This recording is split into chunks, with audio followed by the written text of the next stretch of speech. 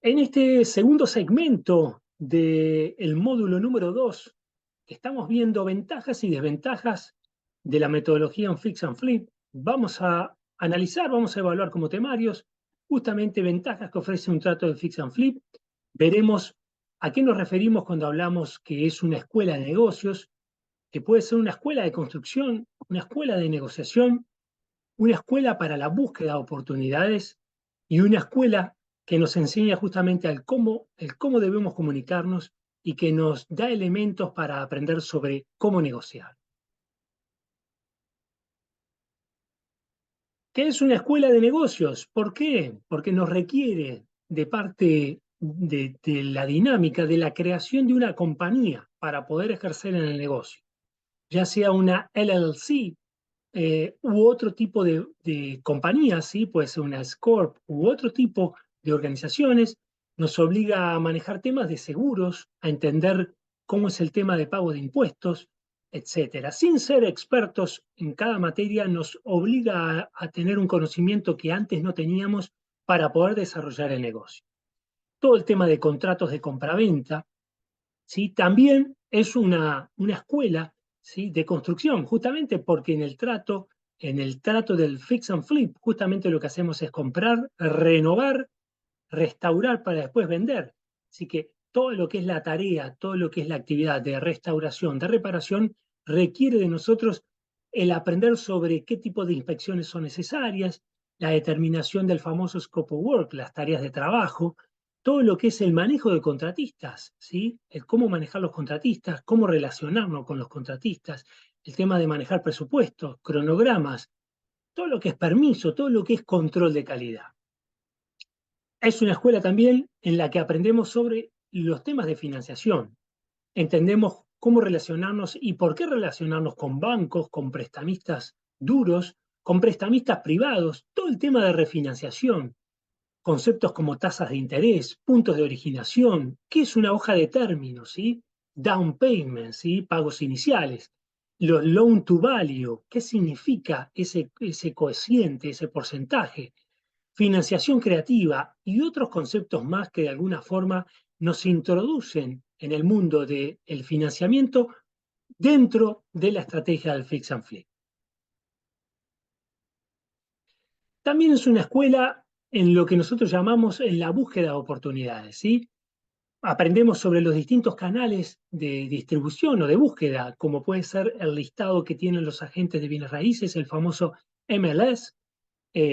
Aprendemos justamente de la presencia de agentes de bienes raíces, quiénes son los wholesalers que de alguna forma asignan contratos a través de cartas, ¿sí? El poder hacer llamadas frías, las famosas cold calls, ¿sí? Golpeando puertas, yendo directamente a golpear la puerta de los vecinos, listas, colectar listas con determinados parámetros, redes sociales, ¿sí?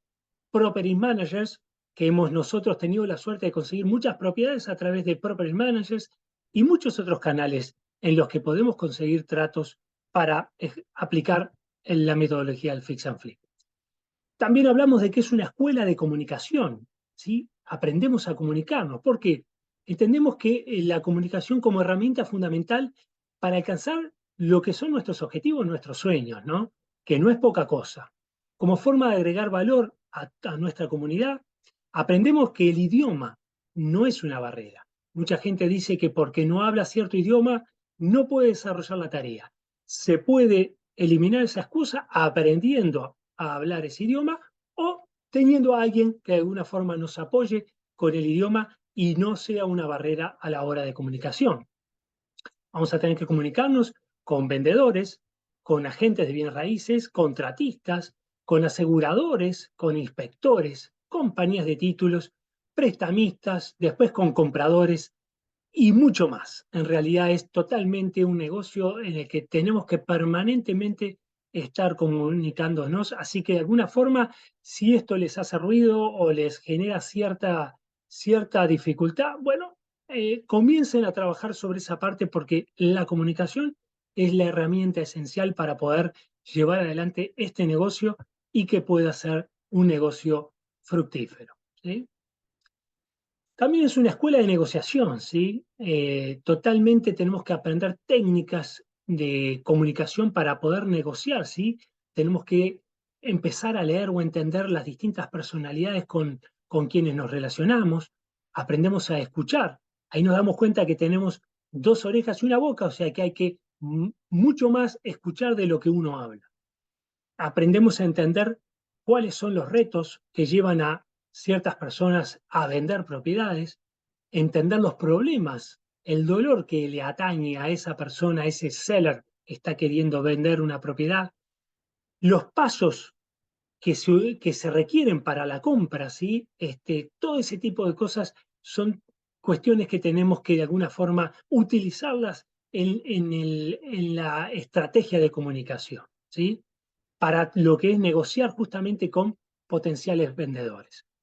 La creación de una relación como parte de la negociación es algo fundamental. El día que nosotros entendemos que lo primero es crear la relación, la confianza, para justamente poder crear la conexión, ¿sí? Para encontrar los puntos de conexión en común, ¿sí? Para poder ser, digamos, personas que entreguemos elogios genuinos, que agreguemos valor, que entreguemos referencias valiosas a quien está en algún punto queriendo vender por algún motivo.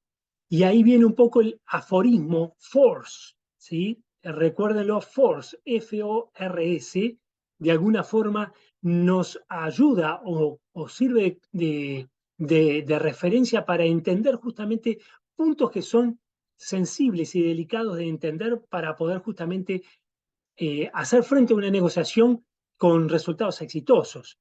Justamente ese aforismo implica el estar pendiente o preguntar sobre la familia, sobre la ocupación, sobre la recreación y los sueños de ese potencial vendedor a quien nosotros estamos conectando para ver si logramos tener un negocio en el que podamos aplicar la estrategia del fix and flip.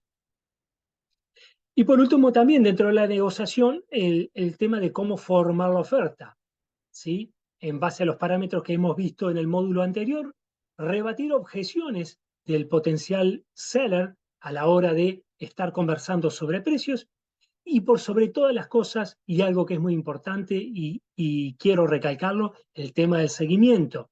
Es muy extraño, es muy raro que uno en una primera intervención, en un primer contacto, logre de alguna forma romper las limitaciones o las conversaciones que tiene el vendedor y requiere de que uno haga seguimiento. Hablan de que en realidad uno logra concretar promedialmente un negocio después de la quinta a la séptima, digamos, conexión, justamente haciéndole seguimiento. O sea, preguntando y volviendo a preguntar y volviendo a preguntar, bueno, requiere de entre 5 y 7 toques, como le llaman, el poder llegar a concretar una operación realmente. Los invitamos a que nos acompañen en el próximo segmento, en el tercer segmento de este segundo módulo, para seguir viendo qué otras ventajas ofrece la metodología del Fix and Flip.